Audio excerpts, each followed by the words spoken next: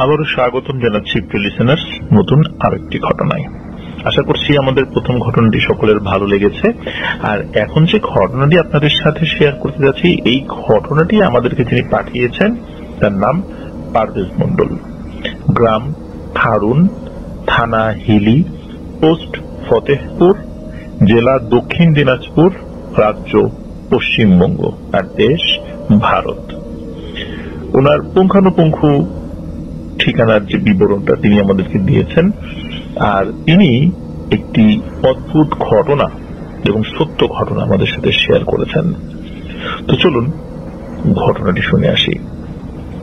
ঘটনাটি ঘটে ওনারই এলাকার এক ব্যক্তির সাথে। তার নাম ছিল খৈমুদ্দিন।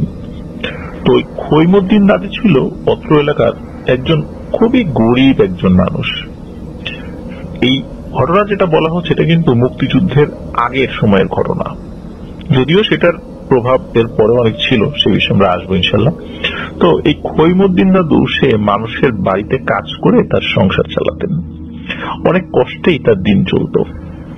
প্রতিদিনের মতো সে যখন কাজে যায়, ওই দিন তার কাজ ছিল পটলের জমির আগাছা বা ঘাস পরিষ্কার করা। তো সে জমিতে চলে যায় এবং পটলের জমির আগাছা পরিষ্কার করতে থাকে। আর সে পরিষ্কার করার জন্য এক ধরনের কৃষি যন্ত্র, যেটাকে দাউল বলে, এই দাউল দিয়ে সে আগাছা পরিষ্কার করতে থাকে মাটি থেকে। তো সে তার মতো করে আগাছা পরিষ্কার করা শুরু করে। এক সময় সে মাটির মধ্যে ইটের গোল টুকরোর মতো কিছু একটা পায়। প্রথমে সেটি সে ফেলে দেয় ও নিজের মতো করে কাজ করতে থাকে এবং কাজ করতে করতে সামনের দিকে এগিয়ে যাচ্ছে আর কি। কিছুক্ষণ পর দেখে পেছনে পড়ে থাকা সেই টুকরোটি আবার তার সামনে পড়ে আছে। তখন তিনি কৌতূহলবশত সেই মাটি মাখার টুকরোটি ওই হাতের দাউল দিয়ে আঘাত করে এবং তিনি দেখতে পান সূর্যের আলোতে টুকরোটি যেন চকচক করছে। তখন তিনি টুকরোটি নিজের সাথে রেখে দেন এবং কাজ শেষে সেটি নিয়ে বাড়িতে ফেরত আসেন। বাড়ি ফেরত এসে টুকরোটি পানি দিয়ে খুব ভালো করে ধুয়ে দেখেন যে সেটা অনেকটা স্বর্ণের মতো লাগছে। তখন তার মনে সন্দেহ জাগে এবং একথা সে কাউকে না বলে বাজারে চলে যায় আর সোনার দোকানে জিনিসটা পরীক্ষা করাতে, আসলে জিনিসটা কি। স্বর্ণকার টুকরোটি পরীক্ষা করে দেখে সেটি আসলেই স্বর্ণের একটি টুকরো। তখন তাকে জিজ্ঞেস করে তুমি কোথায় পেলে। তখন এই খৈমুদ্দিন দাদু তার কথার কোনো উত্তর না দিয়ে ওই টুকরোটি নিয়ে বাড়ি ফেরত চলে আসেন। প্রতিদিনের মতোই তিনি খাওয়া দাওয়া শেষ করে রাত্রিতে ঘুমাতে যান। ওই রাত্রে তিনি স্বপ্নে দেখেন যে কোনো এক ব্যক্তি স্বপ্নের মধ্যে এসে তাকে সালাম দেয়। তারপর তিনি যখন সেই ব্যক্তির দিকে তাকান, দেখেন এক বুজুর্গ ব্যক্তি তার সামনে দাঁড়িয়ে আছেন। সেই বুজুর্গ ব্যক্তিকে দেখতে স্বাভাবিক মানুষ থেকে বেশ লম্বা মনে হচ্ছিল, আর তার পরনে ছিল জুব্বা, মাথায় পাগড়ি আর মুখে সাদা দাড়ি। সেই ব্যক্তি তাকে বলে যে খৈমুদ্দিন, আমি তোমাকে এই টুকরোটি দিয়েছি, তোমাকে এত কষ্ট করে আর কাজ করতে হবে না। এই টুকরোটি তুমি বাজারে বিক্রি করো, যা অর্থ করি পাবা, সৎ পথে চলবা, আল্লাহর ইবাদত করবা, আর এ কথা কাউকে বলবা না। আর এই বিক্রিলব্ধ অর্থ থেকে তুমি অল্প বা যতটুকু পারো জমি কিনবা এবং নিজের জমিতে চাষাবাদ করো, আল্লাহ বরকত দান করবে। আর যে কোনো প্রয়োজনে রাতের বেলায় আমাকে তুমি যদি ডাকো, তা আমি তোমার সামনে হাজির হয়ে যাবো ইনশাল্লাহ। আর এভাবেই তোমার সংসার আল্লাহ চাহেন তো আবার সচ্ছল হয়ে উঠবে।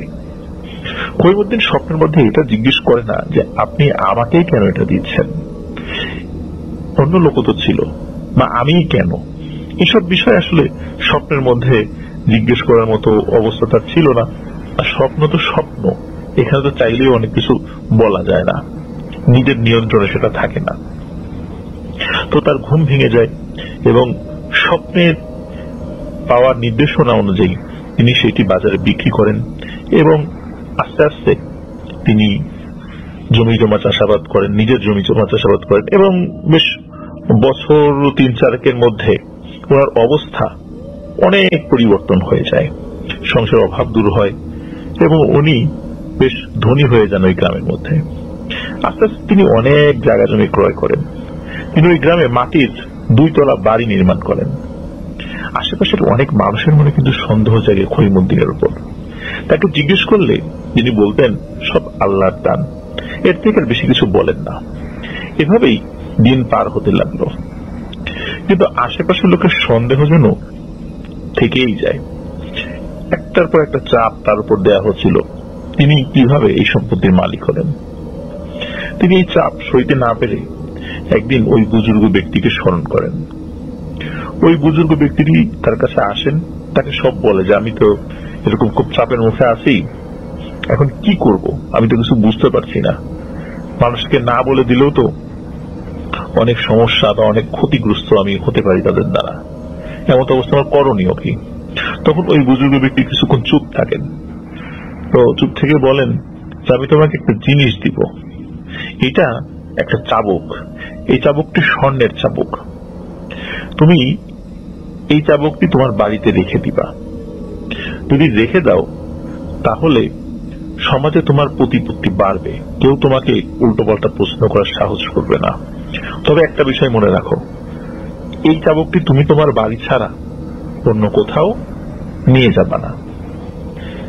যদি এই বাড়ি পরিবর্তন করো তাহলে নিয়ে যেতে পারো, আর না হলে এটা এই বাড়িতেই রেখে দিবা।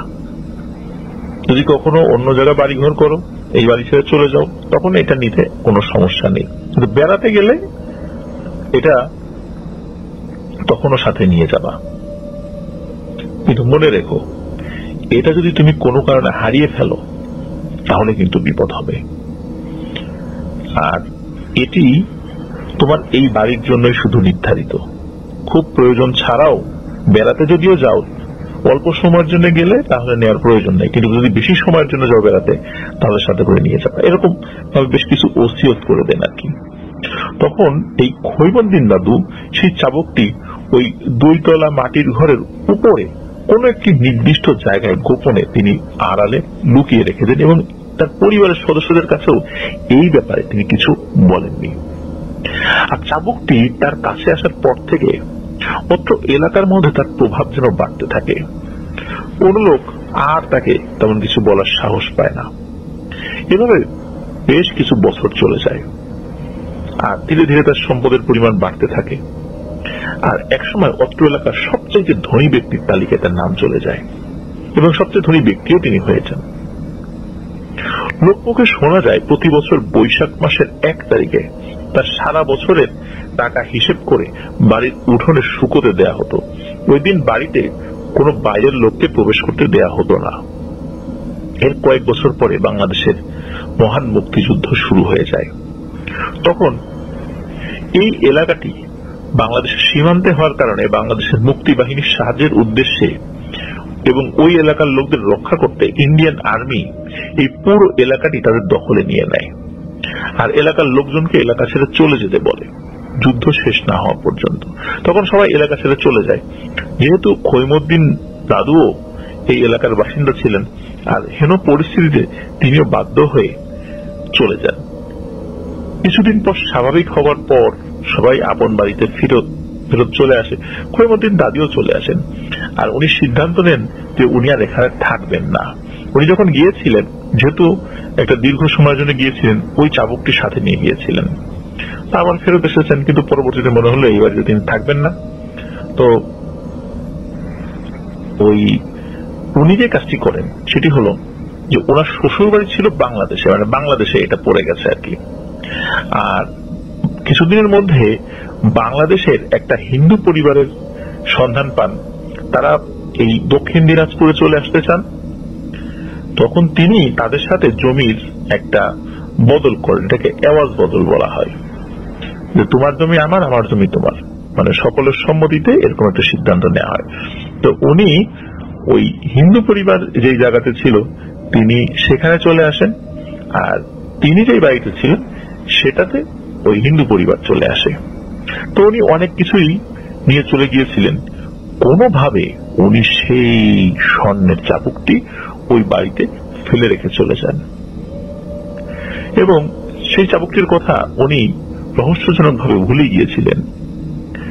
বাংলাদেশে তার দিনকাল ভালোই যাচ্ছিল। একদিন রাতে বাজার করে ফেরার সময় সেই বুজুর্গ ব্যক্তির সাথে তার সাক্ষাৎ হয়। সেই বুজুর্গ ব্যক্তির সাথে তার সালাম বিনিময় হয়। তখন সেই বুজুর্গ ব্যক্তি তাকে বলেন, তুমি এখানে চলে এসেছো, ভালো কথা, কোনো সমস্যা নেই, কিন্তু আমাকে কেন ওই বাড়িতে রেখে আসলা? আমি তো ওখানে থাকতে পারছি না, তুমি তাড়াতাড়ি আমাকে এখানে নিয়ে আসো, নাহলে কিন্তু তোমার বিশাল ক্ষতি হবে, এবং আমি না চাইলেও কিন্তু তোমার ক্ষতি হয়ে যাবে। এই বলে বুজুর্গ ব্যক্তি ওখান থেকে চলে যান। তো উনি তাড়াতাড়ি বাড়ি চলে আসার চিন্তা করতে থাকে, উনি তাকে কেন এমন একটা কথা বললেন। তো চিন্তা করতে করতে তার মনে পড়ে যায়, সেই চাবুকটার কথা আমি ভুলে গেলাম কিভাবে এরকম একটা গুরুত্বপূর্ণ জিনিসের কথা আমি ভুলে যেতে পারলাম। আর ওই চাবুকটি তো তিনি সেখানে রেখে চলে এসেছেন।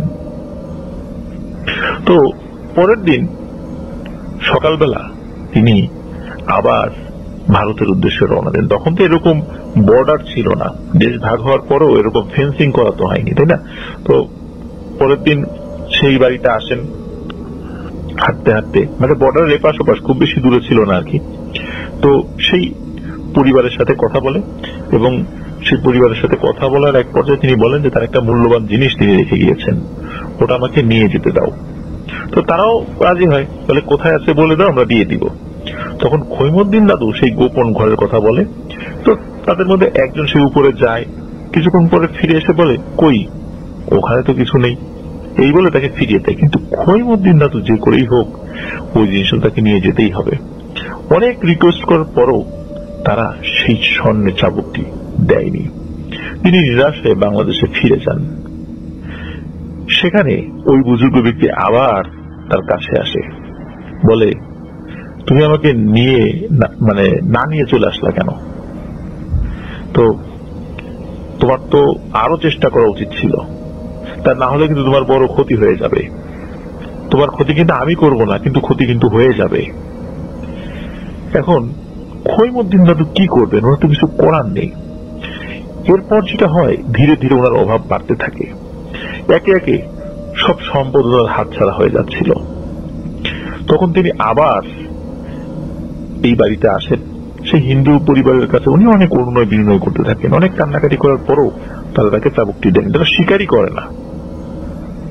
এরপর উনি আমাদের যিনি যে ঘটনা দিয়েছেন পারভেজ মন্ডল, তার দাদুর কাছে এবং কিছু প্রভাবশালী ব্যক্তির কাছে সাহায্য প্রার্থনা করেন।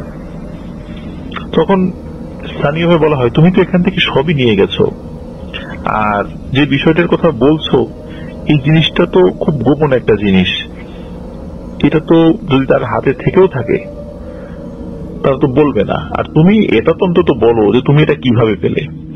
আর এই যে এত দিনের যে ঘটনা, তিনি কিভাবে ওই স্বর্ণের একটা টুকরো পেয়েছিলেন, কিভাবে এই বুজুর্গ ব্যক্তির সাথে সাক্ষাৎ হয়, সব বিষয় তখন তাদেরকে খুলে বলেন, এবং ওইটার কারণে কিন্তু সবাই জানতে পেরেছিল। আর তিনি তাদেরকে এটাও বলেন, চাবুকটা নিয়ে গেলে তার বড় একটা ক্ষতি হবে। তখন এই স্থানীয় কয়েকজন প্রভাবশালী গণ্যমান্য ব্যক্তি মিলে সেই হিন্দু পরিবারের কাছে যায় এবং ওই জিনিসটি তাদেরকে ফেরত দিতে বলে, কিন্তু তারা বরাবরের মতোই সেটা অস্বীকার করে। তারা বলে যে এই জিনিসটা তারা পায়নি। এরপর খৈমুদ্দিন দাদু নিরাশ হয়ে আবার বাংলাদেশে ফিরে আসেন। বাংলাদেশে ফিরে দেখেন বড় বড় দুটো হাল চাষ করা বলদ সে দুটি মারা গেছে। এইভাবে একে একে তিনি সবকিছুই হারিয়ে ফেলেন। একটা সময় উনি পাগল হয়ে যান। তার পরিবারের লোক কিন্তু অনেক কবিরাজ, ঝাড়ফুঁক, ডাক্তার দেখিয়েছে, কিন্তু কোনো কাজ হয়নি। তিনি বাড়িতে থাকতে পারতেন না, সুযোগ পেলেই ছুটে কোন একদিক চলে যেতেন, তখন তাকে বেঁধে রাখা হতো। একদিন খৈমুদ্দিন দাদু বাড়ি থেকে ছুটে আবার এই দক্ষিণ দিনাজপুরের এই গ্রামে চলে আসেন। তো খৈমুদ্দিন দাদু আর বাংলাদেশে ফেরত যাননি, এদিক দিয়েই ঘুরতেন। এই যে পারভেজ মন্ডল যিনি, ইনি বলছেন যে তিনিও এই খৈমুদ্দিন দাদুকে দেখেছেন, আর সারাক্ষণ তিনি বিড়বিড় করে কিছু বলতে থাকতেন। কেউ কিছু দিলে খেতেন, না হলে না খেয়ে থাকতেন। বিড়বিড় করে নাকি বলতেন, বড় বড় বাড়ি গেল, বড় বড় ঘর গেল, বড় বড় হালের বোগদা গেল, এইগুলো বলতেন। এই কথা ছাড়া অন্য কোনো কথার মুখ থেকে শোনা যায় না। এভাবে চলতে থাকে। একদিন তিনি পরলোক গমন করেন। খৈমুদ্দিন দাদুকে সবাই নাকি খইয়া পাগল নামে অত্র এলাকায় চিনত, এবং এই ঘটনার সাক্ষী এখনো অনেক মুরব্বীরা ওই এলাকায় রয়েছেন বলে আমাদেরকে জানিয়েছেন পারভেজ মন্ডল। অসংখ্য ধন্যবাদ পারভেজ মন্ডল ভাইকে। তিনি পশ্চিমবঙ্গের দক্ষিণ দিনাজপুর জেলার এই খারণ গ্রাম থেকে আমাদেরকে লিখেছেন, আর এরকম একটি ঘটনা আমাদেরকে তিনি দিয়েছেন যেটি আসলেই খুবই অদ্ভুত একটি ব্যাপার। স্বাগতম জানাচ্ছি প্রিয় লিসেনার্স আমাদের চ্যানেলের ঈদ স্পেশাল আয়োজনের দ্বিতীয় এপিসোডের। এবারের ঘটনাটি খুবই অন্যরকম। এই ঘটনাটির পরতে পরতে রয়েছে ভয়ানক ঘটনা। এর প্রত্যেকটি ভয়ানক ঘটনা নিয়েই কিন্তু আলাদা আলাদা ছোট ছোট ঘটনা চাইলে বলা যায়, কিন্তু সেক্ষেত্রে ধারাবাহিকতা নষ্ট হয় এবং মনোযোগ নষ্ট হয়, যার কারণে আমরা একবারে এই ঘটনাটি আপনাদের সামনে উপস্থাপন করতে যাচ্ছি। ঘটনাটি খুবই মর্মান্তিক, স্পর্শকাতর, এবং এই কারণে ঘটনাটার মূল যে চরিত্র দুজন, এদের ছদ্ম নাম আমি বলবো। আমি ছদ্ম নাম বললেও যারা ওই এলাকার রয়েছেন তারা কিন্তু খুব ভালোভাবেই তাদের নাম জানেন, কারণ ওই এলাকায় এটা ছিল খুবই আলোচিত একটি ঘটনা। এই কারণে আমি আপনাদেরকে অত্যন্ত বিনীতভাবে অনুরোধ করব, আপনারা তাদের নাম জানলেও আপনারা কমেন্ট সেকশনে তাদের নামটি বলবেন না, যেহেতু আমরা বলছি না সঙ্গত কারণে। এই জন্য আপনারাও বিষয়টা অ্যাভয়েড করে যাবেন বলে বিনীতভাবে অনুরোধ রইল। তো চলুন শুরু করছি ঘটনা। ঘটনাটার যিনি মূল ক্যারেক্টার, যার দিয়ে শুরু হয়েছিল, মিরাজ। সাল 2021। মিরাজ এসএসসি পরীক্ষা দিতে খুব হিমশিম খাচ্ছিল। কারণ হচ্ছে সে ফর্ম ফিল আপ করতে পারছিল না, তার কাছে টাকা ছিল না, পারিবারিক অবস্থা খুব শোচনীয় ছিল ওই সময়। এই কারণে খুব অসুবিধার মধ্যে যখন সে পড়ে যায়, যাই হোক আশেপাশের মানুষের মহানুভবতায় সে পরীক্ষাটা দিতে সক্ষম হয়, আলহামদুলিল্লাহ। সে পরীক্ষা দেয়, পাশও করে, এবং এরপরে সে চলে যায় পার্শ্ববর্তী উপজেলা ডামুড্ডায়। ডামুড্ডায় সে একটি চাকরি দেয়, একটি ইন্টারনেট প্রোভাইডার কোম্পানি, যারা একই সাথে ডিশ সংযোগ, ইন্টারনেট, ওয়াইফাই এগুলো সংযোগ দিত আর কি। তো সেখানে সে চাকরি নেয়, খুবই স্বল্প বেতনের চাকরি, কিন্তু সেটাও তার জন্য অনেক বড় একটা সাপোর্ট ছিল। ওই প্রতিষ্ঠানের যিনি মালিক তাকে একটা বাইক দেয়, কারণ ইন্টারনেট এবং ডিশ ব্যবসা তো, এখানে কোথায় কোন সমস্যা হয়, কোথায় কোন লাইনে ডিস্টার্ব দেখা দেয়, সেটা দ্রুত মেরামত করতে হবে। এই কারণে দ্রুত তো যাওয়ার প্রয়োজন, বাইক ছাড়া তো এগুলোর সমাধান করাটা, খুব দ্রুততার সাথে সমাধান করাটা কঠিন। এই জন্য তাকে একটা বাইক দেয়। এখন থাকার ব্যবস্থা কোথায় হবে? মিরাজকে থাকতে দেয় 8-9 বছর ধরে অব্যবহৃত থাকা একটি ঘরে। ঘরটা এমন ছিল যে পার্শ্ববর্তী একটি রাস্তা তৈরি হয়েছিল, ওই রাস্তা নির্মাণের জন্য বেশ কিছু শ্রমিক তারা অস্থায়ীভাবে ঘর বানিয়ে, মানে তাদেরকে ঘর তৈরি করে দেওয়া হয় ওই রাস্তার প্রজেক্ট থেকে। আমরা দেখেছি রাস্তা বা ব্রিজ যখন তৈরি হয়, ছোটখাটো রাস্তা বা ব্রিজ, তখন লম্বা লম্বি ঘর দেয়াল করে তৈরি করে দেয় বা টিন দিয়ে তৈরি করে দেয়, আমরা এরকম দেখেছি। যদি একটু বেশি দিন লাগে সেক্ষেত্রে এক ইট দিয়ে, মানে 5 ইঞ্চি গাঁথনি দিয়ে দেয়াল দিয়ে ঘর তৈরি করে দেয়, একদম লম্বা ঘর থাকে যেখানে শ্রমিকরা অস্থায়ীভাবে থাকে। তো এই রাস্তাটি তৈরি করার পর ঘরগুলো ওই রকম ভাবে অব্যবহৃত ছিল। শ্রমিকরা তো যে যার মতো আবার চলে গিয়েছে, আর ওটা তো খাস জমিটাই ঘরগুলো তৈরি করা হয়েছিল, পরবর্তীতে ভেঙে ফেলা হবে বলে। তো পরবর্তীতে আর তখনও সরকারের তরফ থেকে ভাঙা হয়নি, ঘর ওভাবে অব্যবহৃত ছিল, এভাবে ময়লা আবর্জনা জমে যায়। তাছাড়া রাস্তা নির্মাণের বেশ কিছু অব্যবহৃত জিনিসও ওই ঘরগুলোর মধ্যে ছিল। এখন যেহেতু এটা অব্যবহৃত ছিল, স্থানীয় বেশ কিছু ছেলে পেলে ওখানে আড্ডা দিত, নেশাপানি করতো, এরকম একটু সমস্যা এখানে ছিল। তো ওখানে একটা মানুষকে থাকার ব্যবস্থা চাইলে করা যায়, যদিও অনেক দিনের পুরনো হয়ে গেছে, 8-9 বছর ধরে অব্যবহৃত, বুঝতেই পারছেন বিষয়টা কেমন হয়। তার কিন্তু ঘরগুলো ভালো ছিল। তো এই যে মিরাজের যিনি মালিক, তিনি যে কাজটি করেন সেটা হলো ওই ঘরগুলোর মধ্যে একটি রুম আর কি, যেটা মোটামুটি ভালো ছিল, এই রুমটা মিরাজের জন্য ব্যবস্থা করে দেন। তো মিরাজ সেখানে যায়, অনেকদিন ধরে তো অব্যবহৃত পড়ে আছে, লোক লাগিয়ে পরিষ্কার পরিচ্ছন্ন করে, সিলিং ফ্যান লাগায়, বেডিং পত্র সেখানে নিয়ে যায়, ওয়াশরুমটা মেরামত করায়, ঠিকঠাক করায়, এবং সে ওখানে থাকতে শুরু করে। ভালোই চলছিল দিনগুলো, আর যেখানে একটা মানুষ এসে থাকা শুরু করেছে ওই যে আউটসাইডারদের আনাগোনা সেখানে কমে যায়। মোটামুটি আশেপাশের লোকজন চাচ্ছিল ওখানে কোনো একটা মানুষ যদি অস্থায়ীভাবে থাকে তাহলে এই যে উটকো ছেলেপেলেগুলো এখানে আসতে পারবে না, এবং এটাই হয়, তারা আসতো না। আর পরে তো মেরাজ থাকা শুরু করে। 3-4 দিন পর থেকে মেরাজ কিছু সমস্যা অনুভব করে। যেমন গভীর রাত্রে হঠাৎ করে ওর পাশের রুম থেকে হু হু হু হু হাসির আওয়াজ, মানে এমন বিকট হাসির আওয়াজ, না পুরুষ মানুষের কণ্ঠ না মহিলা মানুষের কণ্ঠ, থার্ড জেন্ডারের হাসি, বা হিজড়ারা যদি উচ্চস্বরে হাসে ঠিক যেমন শব্দ হয় এর থেকেও ভয়ানক সে হাসির শব্দ। তো সে প্রথমে এটা হয়তো বা তার মনের ভুল, বা আশেপাশে সত্যি কেউ হাসছে। অনেক সময় কি হয়, অনেক দূর থেকে যদি কেউ হাসে, যদি আশেপাশে ফাঁকা থাকে, অনেক সময় কাছাকাছি হাসছে বলে সেটা কানের কাছে মানে অনুভূত হয়। শুরুর দিকে সে এটা মনে করেছে। এরকম 2-3 দিন যায়। সে সারাদিন পরিশ্রম করত, এই কারণে রাত্রেবেলা খাওয়া দাওয়া করে গভীর ঘুমে সে লুটিয়ে পড়ত। এই জন্য আশেপাশে দিন দুনিয়ায় কি হচ্ছে না হচ্ছে এটা আসলে তার বুঝবার মতো শারীরিক অবস্থা ছিল না। কিন্তু তারপরেও এরকম ভয়ানক হাসির শব্দে তার ঘুম ভেঙে যেত। এক রাতে ঘটে আরো একটি ভয়ানক ঘটনা। কথা নেই বার্তা নেই, হঠাৎ করে তার পাশের রুম, যেটা আটকানো আছে, যেটার মধ্যে নির্মাণ সামগ্রী দীর্ঘদিন ধরে পড়ে আছে অব্যবহৃত অবস্থায়, মানে বেঁচে যাওয়া কিছু নির্মাণ সামগ্রী, ওই রুমের মধ্যে থেকে বিকট শব্দে ঢোলের আওয়াজ এবং কেউ মনে হচ্ছে গান গাচ্ছে।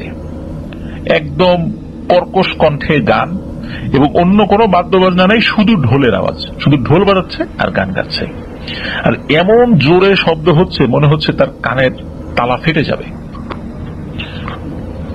সে ধর্মর করে উঠে বসে। সে চিন্তা করে যে কি ব্যাপারে গান গাচ্ছে কে, আর গান না বাংলা না হিন্দি না উর্দু, এই যে কোন ভাষার গান, একটা অদ্ভুত ভাষার গান, যে ভাষা সে কখনো শোনেইনি। তো সে চিন্তা করে যে উঠে পড়ি, দেখি এখানে আসলে কে গান গায় এত রাত্রেবেলা। তো সে ওঠে, ওঠার পর ওই দরজার কাছে যায়। দরজার কাছে যখন যায় তখনও শুনছে যে ওই রুমের ভিতর থেকে গানের আওয়াজ আসছে, কিন্তু যখনই দরজাটা খুলে ফেলে, কিন্তু দরজা কিন্তু বাইরে থেকে লক করা ছিল। লক বলতে তালা মারা ছিল না, সিটকানি লাগানো ছিল, স্টিলের দরজা ছিল সেখানে। যখন সেটা খুলেছে, কেবল খোলার সাথে সাথে সেই শব্দ বন্ধ হয়ে যায়। মিরাজের হাতে মোবাইল ছিল, মোবাইলের আলোতে সে ঘরের মধ্যে দেখে সেখানে কেউ নাই, একদম শুনশান নীরবতা। সেখানে মাকড়সা টিকটিকি ঘুরে বেড়াচ্ছে, আর ওইখানে বসার মতো কোনো অবস্থা নেই, এত ময়লা আবর্জনা সেখানে রয়েছে আর কি। তো মিরাজ চিন্তা করে যে তাহলে আমি কি ভুল শুনলাম, কি শুনলাম আমি। সে খুব ভয় পেয়েছিল সে রাত্রে। তারপরেও সে শুয়ে পড়ে, খুব ক্লান্ত ছিল। ওই রাত্রে আর কোনো ভয়ানক ঘটনা ঘটেনি, কিন্তু তার পরের দিন ঘটে আরো একটি ভয়ানক ঘটনা। এর পরের রাত্রে মিরাজ ঘুমিয়ে আছে, স্বপ্নের মধ্যে সে দেখে কালো একটা অবয়ব, তার চেহারা বোঝা যাচ্ছে না। সে মিরাজকে ডাকছে, মিরাজ এদিকে আয়, এদিকে আয়, তোর জন্য একটা খাবার আছে। তো মিরাজ স্বপ্নের মধ্যে এগিয়ে যাচ্ছে, তো দেখে যে ওই কালো ছায়াটি সে একটি গিরগিটি টাইপের কোন একটা প্রাণী হাতে টান দিয়ে তার লেজটি আলাদা করে ফেলে, মানে গিরগিটির লেজটি আলাদা করে ফেলে। আলাদা করার পর হাতের মধ্যে ওই লেজটি নড়াচড়া করছিল। গিরগিটির লেজ যেভাবে মানে শরীর থেকে আলাদা হওয়ার পর লাফালাফি করে, ঠিক তেমন মনে হচ্ছে হাতের মধ্যে নড়াচড়া করছে। ওই অবয়বটি মনে হচ্ছে যে তার হাতের মধ্যে ওই লেজটি নিয়ে চাপ দেয়, যার ফলে ওই লেজের মধ্যে থেকে রস নিংড়ে বের হয়, এবং মিরাজকে আর এক হাত দিয়ে টান দিয়ে কাছে নিয়ে ওর মুখ চেপে ধরে ওর মুখের মধ্যে সেই রস ঢুকিয়ে দেয়। মিরাজ সাথে সাথে ধর্মর করে ঘুম থেকে উঠে বসে, এবং তার মাথা প্রচন্ড ব্যথা করছে, মনে হচ্ছে গলার মধ্যে সত্যি কোনো কিছু ঢুকে গেছে। সে এতটা ভয় পেয়েছিল, সাথে সাথে তার ওই যে কোম্পানির যে মালিক ওই ইন্টারনেট প্রোভাইডার কোম্পানির যিনি মালিক তাকে ফোন দেয়, বলে যে বস আপনি তাড়াতাড়ি আসেন, আমি আর এখানে থাকতে পারতেছি না, খুব সমস্যা হয়েছে, আমি অসুস্থ, আমি মনে হয় মরেই যাব। তো ওর এত রাত্রে এরকম ফোন পেয়ে মালিক তাড়াতাড়ি বাসার থেকে বাইক নিয়ে চলে আসে সেখানে। বাইক নিয়ে আসার পরে মিরাজকে সেখান থেকে নিয়ে তার বাড়িতে নিয়ে যায়। রাতের বেলা মিরাজ তার বাড়িতেই থাকে। সকালবেলা দেখা যায় যে মিরাজ খুবই অসুস্থ। এখন মালিক চিন্তা করে যেহেতু অসুস্থ, এখন কি করা যায়, ওর চিকিৎসার জন্য ওকে বেশ কিছু টাকা দেয় এবং বলে যে তোমার ছুটি, তুমি বাড়িতে যাও, বাড়িতে গিয়ে ডাক্তার দেখাও, ওষুধ খাও, চিকিৎসা করো, কোনো সমস্যা হলে বা কোনো সহযোগিতা যদি আমার লাগে আমাকে বলবা নিঃসংকোচে। মিরাজকে বাড়িতে পাঠিয়ে দেয়। মিরাজ চলে যায় তার গোসাইরহাট উপজেলায় তার বাড়িতে। তো বাড়িতে যাওয়ার পর মিরাজ তো অসুস্থ, মানে ওর শরীর চলে না, খুব অসুস্থ হয়ে যায়। কারণ প্রথমত ভয় পেয়েছে, দ্বিতীয়ত সত্যি সত্যি তার শরীরের মধ্যে মনে হচ্ছে অসুস্থতা বাসা বেঁধেছে। ডাক্তার দেখায় কোনো লাভ হচ্ছিল না। এর মধ্যে কি হয়, ওই সময়টা ছিল আবার এমন একটা সময় যে আশেপাশে কিছু ওয়াজ মাহফিলের আয়োজন করা হয়েছিল। তো একই দিনে 3টা ওয়াজ মাহফিলের আয়োজন করা হয়েছিল তাদের এলাকার আশেপাশে। তবে একদম বাড়ির কাছে না, সবচেয়ে কাছে যেই ওয়াজ মাহফিলের আয়োজনটা হয়েছিল সেটাও তার বাড়ি থেকে প্রায় 4 কিলোমিটার দূরে। আর একটা মাহফিলের আয়োজন করা হয়েছিল সেটা তার বাড়ি থেকে প্রায় 6 কিলোমিটার। আর একটা মাহফিলের আয়োজন করা হয়েছিল সেটা হচ্ছে প্রায় 8 কিলোমিটার দূরে।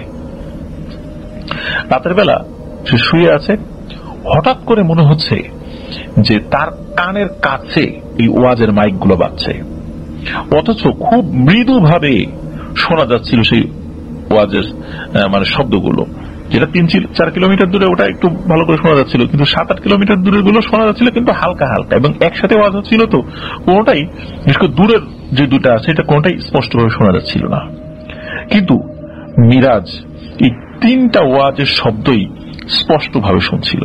মনে হচ্ছে তার কানের কাছে এসে কেউ মাইক ধরেছে। এবং আরো ভয়ানক ব্যাপার হচ্ছে, ওই ওয়াজ মাহফিলে কোনো কোরআন হাদিসের কথা হচ্ছিল না, মনে হচ্ছে ওই প্রত্যেকটি ওয়াজে মিরাজের কথা বলা হচ্ছে, মিরাজকে কেন্দ্র করে কথা হচ্ছে। ও এই জিনিসটা শুনে মানে প্রথম দিকে তো খুব অস্থিরতার মধ্যে কাজ করছিল, পরে যখন দেখছে যে ওর কথাই বলছে বারবার, তখন প্রচন্ড জোরে এক চিৎকার দেয়। চিৎকার দেওয়ার পর ওর বাড়ির লোকজন চলে আসে। কি হয়েছে বলে যে এই যে ওয়াজের শব্দ, আমি ঘুমাতে পারছি না। বলে ওয়াজের শব্দ কোথা থেকে আসবে, আমরা তো হালকা হালকা শুনতেছি, তো তোর এত জোরে শব্দ পাওয়ার তো কথা না। কিন্তু ও বলে যে না, আমি জোরেই শব্দ পাচ্ছি। তো এই রকমের ব্যাপার ওর সাথে ওই রাত্রে ঘটে। এদিকে মিরাজের শরীরও আস্তে আস্তে খারাপ হয়ে যাচ্ছে। সে তার নতুন কর্মস্থলে আর যোগদান করতে পারছিল না। অল্প কিছুদিনের মধ্যে এই সমস্যা। ওর মালিকও যখন দেখে যে ওর অবস্থা সুবিধার না, এখন তার কাজ তো চালাতে হবে, তাই না? এই কারণে টেম্পোরারিলি আরেকজন লোক মিরাজের জায়গায় এসে রাখে। আর এই মিরাজেরই বন্ধু হচ্ছে মাহির, যে আজকের এই ঘটনাটি আমাদের সাথে শেয়ার করেছেন। তো এই মিরাজের বাসা এবং মাহিরের বাসার থেকে দূরত্ব হচ্ছে 10 থেকে 15 মিনিটের পায়ে হাঁটা পথ। তো কি হতো যে ওদের বাড়ি থেকে বেশ খানিকটা দূরে, বেশ খানিকটা বলতে মানে পায়ে হাঁটা হয়তো 20 মিনিটের পথ হবে।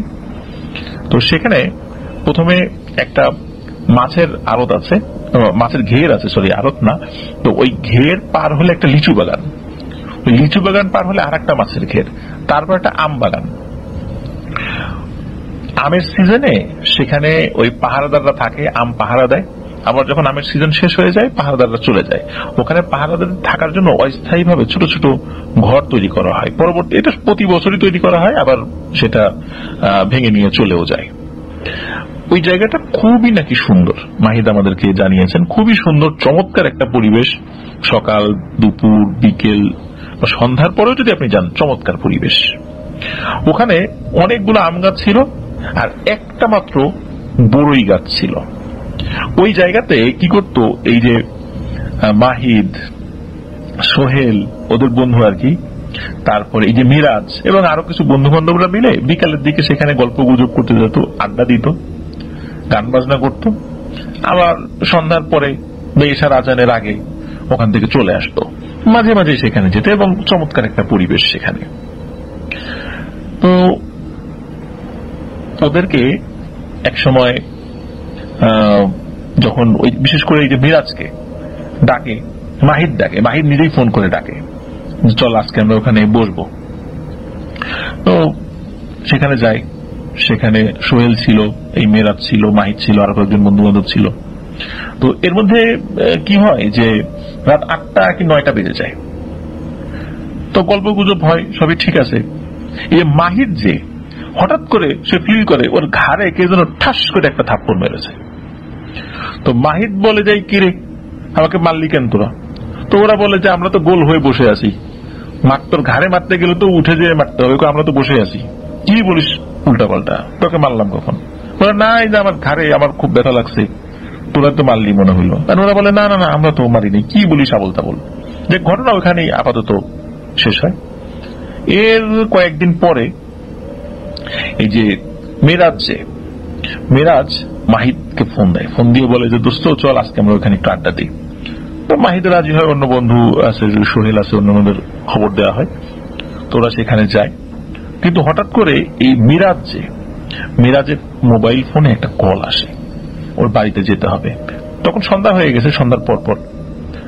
তো মিরাজ, মাহিদ, সোহেল অন্য বন্ধুদেরকে বলে যে দোস্ত আমার তো যেতে হবে, আমি একটু বাড়িতে গেলাম। ওরা বলে আচ্ছা ঠিক আছে যা।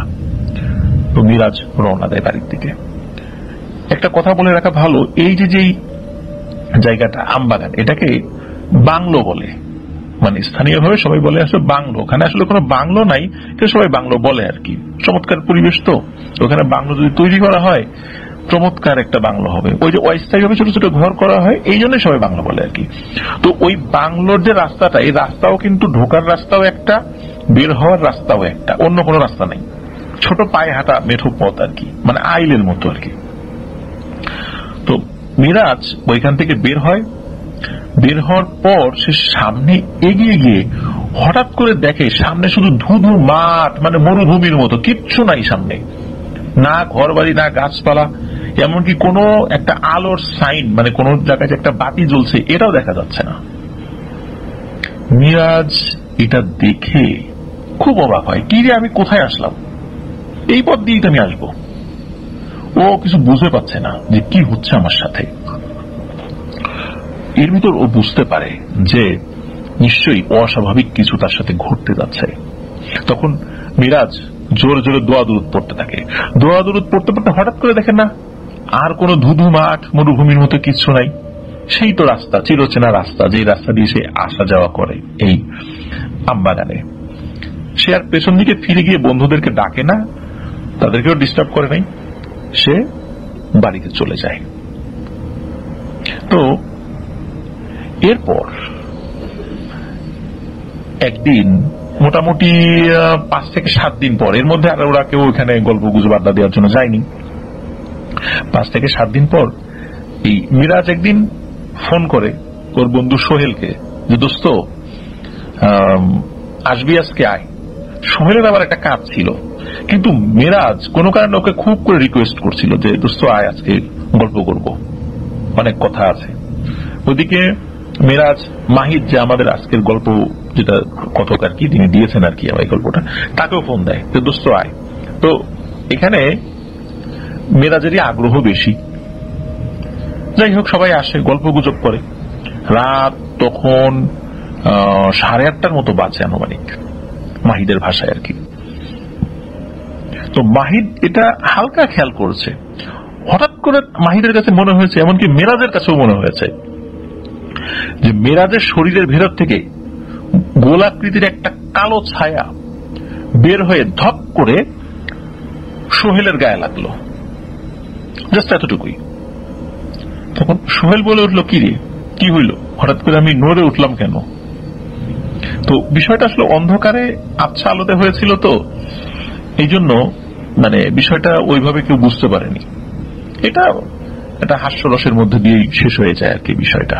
কিন্তু এই যে সোহেল যে কিছুটা নড়ে উঠেছে এবং একটা কালো ছায়া মিরাজের শরীর থেকে ট্রান্সফার হয়ে এই সোহেলের শরীরে ঢুকেছে। এটা কিন্তু মিরাজ কিছুটা বুঝতে পেরেছিল এবং মাহিদ ও হালকা দেখেছিল, কিন্তু শুরুতে বিষয়টা বুঝতেই পারেনি একদম। কিন্তু মিরাজও বিষয়টা স্বাভাবিকভাবে নিয়েছিল, সেও যে খুব যে ভালো করে বুঝেছে বিষয়টা এরকম না। আর ওই সময়ের 5 থেকে 10 মিনিট পর থেকেই সোহেলের আচরণে অদ্ভুত কিছু পরিবর্তন দেখা দেয়। কোনো কথা নাই, বার্তা নাই, সোহেল হো হো হো করে হেসে উঠছে।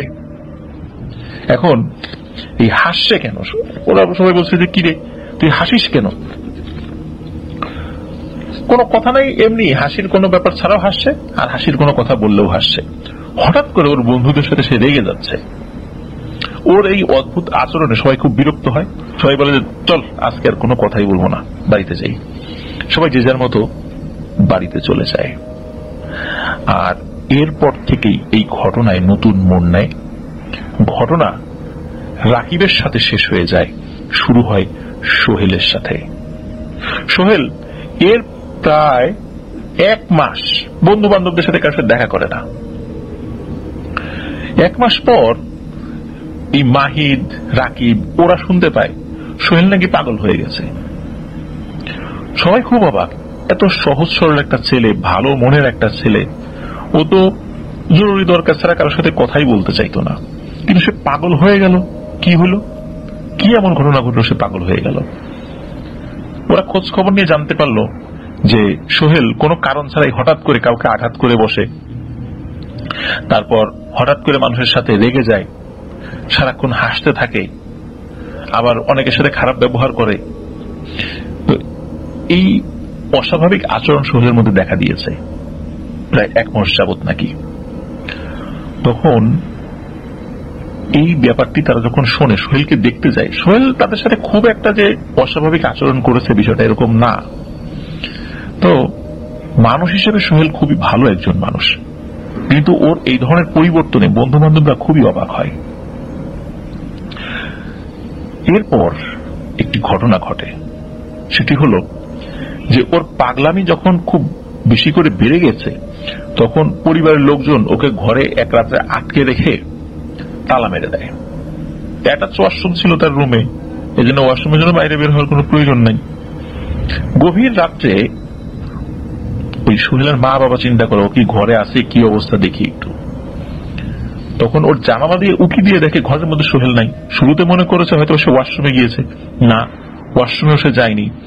দরজা তালা খোলা হয়, ওয়াশরুমেও কোথাও নাই, ঘরের মধ্যেও নাই। সোহেল গেল কোথায়? ঘর তো তালা বন্ধ, বের হওয়ার তো আর কোনো উপায় নেই। সোহেলের মা বাবা তো চিৎকার চেঁচামেচি শুরু করে, সোহেলকে পাওয়া যাচ্ছে না। আশেপাশের লোকজন খুঁজতে থাকে, খুঁজতে খুঁজতে কাছাকাছি একটা বড় আম গাছের ডালে সোহেলকে দেখতে পাওয়া যায়। সোহেল ওই আম গাছের ডালে বসে আছে। তো অনেক কষ্টে সোহেলকে সেখান থেকে নামিয়ে আনা হয়। সোহেলের কিন্তু ট্রিটমেন্ট চলছিল, কবিরাজি ট্রিটমেন্ট বলেন, ডাক্তারি ট্রিটমেন্ট বলেন, এগুলো কিন্তু চলছিল, কিন্তু ওর এই সমস্যার কোনো সমাধান হচ্ছিল না। এর মধ্যে ঘটে আরো একটি ভয়ানক ঘটনা। সোহেল সে তার আপন চাচার সাথে কথা বলতে যায় কোন একটা কারণে, বা কোন একটা কথা তাদের মধ্যে হচ্ছিল। হঠাৎ করে কোনো ধরনের কোনো মানে উত্তেজনাকর কোনো পরিবেশ সৃষ্টি হওয়া ছাড়াই, মানে হঠাৎ করে ভালো আচরণ করছে, হঠাৎ করে একটি লাঠি নিয়ে সে তার আপন চাচার হাতে মারে সজোরে এক বাড়িতে তার চাচার হাড় ভেঙে যায়। সোহেল তো একটা তাগড়া যুবক, তার শরীর শক্তিও বেশি, তার উনি বৃদ্ধ মানুষ, হাত ভেঙে যেমন প্রচন্ড যন্ত্রণায় চিৎকার চেঁচামেচি করতে থাকে। এদিকে হাড় ভেঙে যাওয়ার পর সোহেল কি করে, সে তার বাড়িতে ফেরত আসে। এদিকে তার যে চাচাতো ভাইরা আছে তারাও তো তাগড়া যুবক, কোনো কারণ ছাড়াই তার বাবার হাত ভেঙে দিয়েছে সোহেল, তারা কি তাকে আস্ত রাখবে? মানে সোহেলকে কি আস্ত রাখবে? নিশ্চয়ই না। এই খবর যখন সোহেলের মা বাবার কানে চলে আসে ঝড়ের গতিতে যে সোহেল এই কাজ করেছে, তখন সোহেলে বলে যে বাবা তুই তাড়াতাড়ি এখান থেকে পালিয়ে যা, না হলে কিন্তু ওরা তোকে মেরেই ফেলবে। তুই যে কাজটা করছিস এখন তোকে আর ঘরে রাখতে পারবো না, তুই তাড়াতাড়ি পালা, পরে পরিবেশ পরিস্থিতি শান্ত হইলে তুই আসিস। তো সোহেল একটা গেঞ্জি পরে এবং লুঙ্গি পরে ঘর থেকে বেরিয়ে যায়। ঘর থেকে বেরিয়ে যাওয়ার পর সে যখন রাস্তা দিয়ে হাঁটছিল, তো দেখা যাচ্ছে যে কারো বাড়ির ছোট সুন্দর গাছ মুচড়িয়ে ভেঙে ফেলে, তারপরে কারো বাড়ির জানালার কাছে ঢিল মেরে মানে জানালার কাঁচ ভেঙে ফেলছে। ছোট বাচ্চা ওই মানে এটা তো সন্ধ্যার পরপরই ঘটনা, ছোট ছোট বাচ্চা যদি সে সন্ধ্যার পরে দেখছে বাচ্চাকে বেধড়ক মার দিচ্ছে, রাস্তার মানুষদেরকে মার দিচ্ছে, মানুষজন ভয়ে দূরে চলে যাচ্ছে। তো এই ধরনের ঘটনা সে ঘটাচ্ছে। এইভাবে করতে করতে সে কাছাকাছি একটা ছোট্ট নদীর ধারে চলে আসে। নদীর ধারে এসে ওই সময় নৌকায় পার হচ্ছিল, মানে কি লোকজন পার হচ্ছিল, সেও নৌকায় ওঠে। নৌকায় উঠে সে নদীর অপর পাশে চলে যায় এবং হাঁটতে হাঁটতে একটা চরাঞ্চলে চলে যায়, একটা চর এলাকায় সে চলে যায়। তো এরপরে তার যখন ঘুম ভাঙে, মানে এর পরের ঘটনা কিন্তু মানুষের মুখ থেকে শোনা গেছে আর কি, ওই নৌকায় যারা উঠেছে তারা দেখেছে সোহেলকে। এই পর্যন্ত হলো মানে মানুষের মুখ থেকে সংগ্রহ করা। এর পরেরটা হচ্ছে ওই চরাঞ্চলের মানুষের কাছ থেকে শোনা ঘটনা। সেটা হলো সোহেলকে স্থানীয় কিছু মহিলারা মরিচের ক্ষেতের মধ্যে শুয়ে থাকতে দেখে। সকালবেলা তারাও মরিচ তুলতে এসেছে, দেখে যে সোহেল সেখানে শুয়ে আছে। তো তারা বলে যে, কি গো বাবা, তোমার বাড়ি কই, কোথা থেকে আসছো? কারণ সোহেলকে তারা তো চেনে না। তখন সোহেল কোনো কথা বলে না, বলে যে আমার খুব পানি পিপাসা চাপছে, আমাকে পানি দিতে পারবেন? তখন ওই মহিলারা বলে যে, আমরা তার সাথে করে পানি আনি নাই, তোমাকে পানি দেবো কিভাবে? তুমি ওই যে গ্রামের দিকে যাও, আমাদের যে গ্রাম আছে ওখানে কোনো বাড়িতে গিয়ে পানি চাও। তো সোহেল উঠে একটা বাড়িতে যায়। তখন সকালবেলা ওই বাড়ির একজন মহিলা, উনি ওনার উঠানের পাশে যে রান্নাঘর ছিল ওই রান্নাঘরে বসে তরকারি করছিল। তো সোহেল সেখানে এসে, ওর তো আসলে অপ্রকৃতস্থ অবস্থা, পাগলের মতো আচরণ, সেখানে ঢুকে মানে অস্বাভাবিকভাবে বলে, যাই পানি দে। ওই মহিলা একে তো অপরিচিত মানুষ, হঠাৎ করে এই ধরনের আচরণে পানি দেয় এটা বলে উঠছে। মহিলা একটু ভয় পেয়েছে। ভয় পাওয়ার পরে তারপরেও তো যারা চরাঞ্চলে থাকে তারাও একটু সাহসী আর কি, কারণ অনেক প্রতিকূল পরিস্থিতির মধ্যে দিয়ে তাদেরকে টিকে থাকতে হয়। অনেক সময় ডাকাত পড়ে চরাঞ্চলে, তো ওরা ডাকাতরা অনেক সময় তুই তুকারি করে কথা বলে। তখন ওই মহিলা বলে ওটাই, তুই কে রে, তুই ডাকাত নাকি? হঠাৎ করে ঘরের মধ্যে ঢুকে, মানে বাসার মধ্যে ঢুকে এরকম আমার কাছে পানি চাচ্ছিস, এরকম ব্যবহার করতেছিস। তো মহিলা যখন তাকে বলছে তুই ডাকাত নাকি, এই কথা যখন বলছে, তখন সোহেলের নাকি মেজাজ গরম হয়ে গেছে। সোহেল এক দৌড়ে ওই মহিলার কাছে গিয়ে মহিলা যে ধারালো বটি দিয়ে যে তরকারি করছিল ওই বটিটি ওইখান থেকে নিয়ে নেয় এবং নিয়ে কোনো ধরনের কোনো কথা ছাড়াই সজোরে এক কোপ বসিয়ে দেয় ওই মহিলার ঘাড়ে।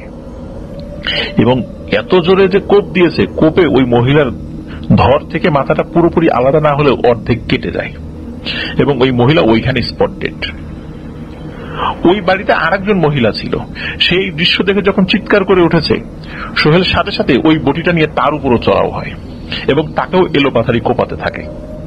ওই মহিলাটিও ওখানেই মারা যায়। ওই মহিলা যখন চিৎকার চেঁচামেচি করছিল, জোরে বাবারে মেরে ফেললো রে, তখন পাশের বাড়ির একজন মহিলা, কারণ তখন তো সব বাড়ির পুরুষ লোকরা কাজে বের হয়ে গেছে, পাশের বাড়ির আর এক মহিলা সেটা শুনে বের হয়ে আসে। ওই মহিলাকে দেখে সোহেল তার দিকে এগিয়ে গিয়ে বটির একটা কোপ তার হাতের উপর বসিয়ে দেয় এবং তার হাতও মারাত্মক জখম হয়। কিন্তু দ্বিতীয় কোপ দেওয়ার আগে ওই মহিলা দৌড়ে বাড়ি থেকে বের হয়ে গিয়ে আশেপাশে যে পুরুষ লোক ছিল তাদেরকে ডাক দেয় যে এরকম ঘটনা, এক পাগল আসছে, এরকম দুইজনকে মেরে ফেলছে, এই যে আমাদের দেখো কি অবস্থা করছে। তখন একজন পুরুষ লোক তাড়াতাড়ি ওই মহিলাকে নিয়ে যায়, তাকে হসপিটালে নিয়ে যাওয়ার জন্য, কারণ চরাঞ্চল থেকে দূরে নিয়ে যেতে হবে, আবার রক্তও পড়ছে। আর অন্য লোক যারা ছিল, পুরুষ লোকরা, তারা সবাই শুনেছে যে এই ধরনের ঘটনা, ওরা তো সবাই লাঠিসোঁটা নিয়ে এগিয়ে এসেছে এবং লাঠিসোঁটা নিয়ে এগিয়ে এসেছে। ওরা বুঝতে পারছিল এ আসলে কোনো মানে ডাকাত কেউ না, পাগল ছাগল হবে। তো লোকজনরা সর্বোচ্চ চেষ্টা করেছিল সোহেলকে থামানোর জন্য, আইন নিজের হাতে তুলে না নেওয়ার জন্য, কিন্তু সোহেল ওই ধারালো বটি নিয়ে পুরুষদেরকেও আক্রমণ করছিল এবং আহত করছিল। এখন ওকে থামানোর জন্য তারা লাঠিসোঁটা দিয়ে সোহেলকে আঘাত করতে থাকে, কিন্তু সোহেল থামার পাত্র নয়, সে ওই বটি নিয়ে এলোপাথারি অন্যদেরকেও আঘাত করতে থাকে, তারাও প্রতিহত করতে থাকে। এভাবে একটা পর্যায়ে ওই লোকদের আঘাতে সোহেলের মৃত্যু ঘটে। স্থানীয় লোকজন আসলে তাকে যে হত্যা করার উদ্দেশ্যেই যে আঘাত করেছে বিষয়টা এরকম নয়, তাকে থামানোর জন্য করেছিল, কিন্তু তারা নিরুপায় হয়েই করেছিল। কিন্তু সোহেল মারা যায়। এই ঘটনা চারদিকে ছড়িয়ে পড়ে, অনেক আলোচিত হয়ে যায়। আসলে একটা পাগল যে পাগল হয়ে গেছে তার তো আসলে কোনো বিচার নাই, তাকে তো আর বিচারের মুখোমুখিও করা যাবে না যে পাগল হত্যা করেছে, একে তো পুলিশও ধরবে না। আর সে যখন অন্যদের আক্রমণ করতে যাচ্ছিল বারবার, এখন তাদেরও তো অধিকার আছে আত্মরক্ষার, তারা আত্মরক্ষা করতে গিয়েও মারা যাওয়ার উপক্রম হচ্ছিল। এই জন্য তারা সর্বোচ্চ চেষ্টা করছিল সোহেলকে থামানোর, এবং ওই চেষ্টার ফলশ্রুতিতেই সোহেলের মৃত্যু ঘটে। মাহিদ যখন শুনতে পায় যে সোহেলকে মানুষ পিটিয়ে মেরে ফেলেছে, তখন এই তথ্যগুলো সংগ্রহ করতে গিয়ে মাহিদ এই পুরো ঘটনাটি জানতে পারে।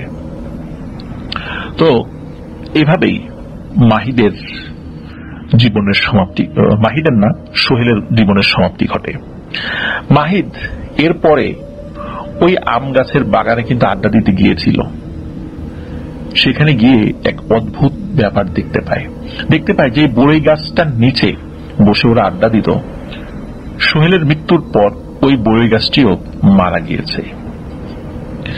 আর ওই সময় রাকিব বলেছিল যে আমার সাথে তো এরকম ঘটনা ঘটতো, কিন্তু ওই সন্ধ্যার পর থেকে নিয়ে আমি একদম স্বাভাবিক হয়ে যাই, আমার সাথে কোনো ঘটনা ঘটেনি।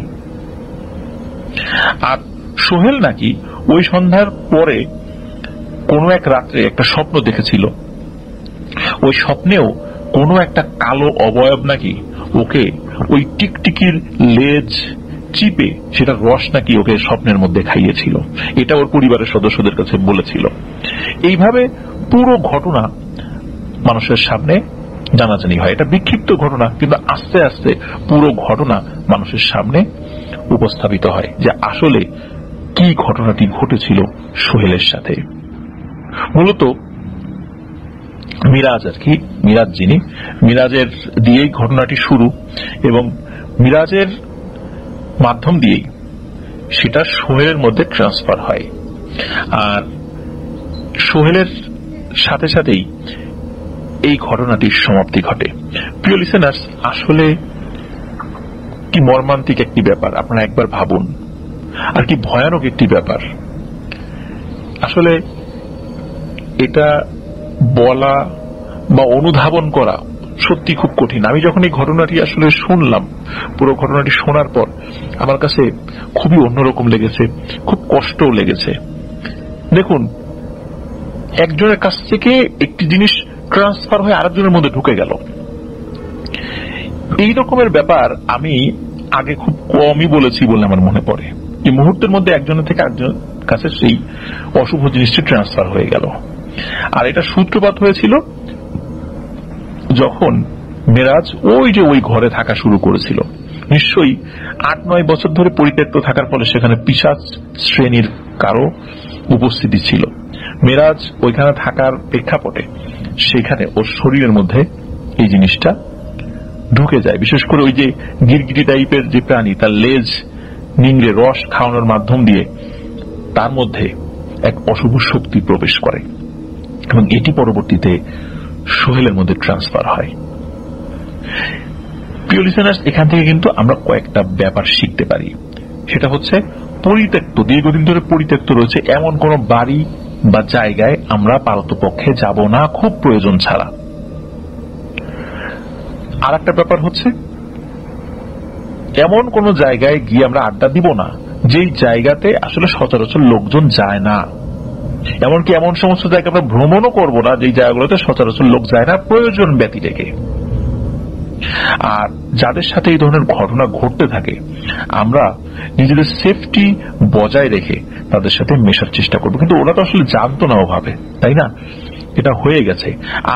আর একটা ব্যাপার আমার কাছে অদ্ভুত লেগেছে যে মেরাজ ফোন করে সোহেলকে, মাহিদকে ওইখানে ডেকে নিয়েছিল, এবং ওই সন্ধ্যায় ওই ঘটনাটি ঘটেছিল যে মেরাজের কাছ থেকে ট্রান্সফার হয়ে সোহেলের কাছে গিয়েছে। তার মানে হচ্ছে ওরা যখন একাধিকবার আড্ডা দিচ্ছিল তখন মেরাজের মধ্যে থাকা ওই অশুভ শক্তিটা সোহেলকে ভর করতে চেয়েছিল, যার প্রেক্ষাপটে ওই সন্ধ্যায় হয়তোবা ওই অশুভ শক্তির প্রভাবেই মিরাজ অন্যদেরকে ডেকে নিয়ে এসেছিল এবং তখন সোহেলের মধ্যে ওই জিনিসটা ট্রান্সফার হয়।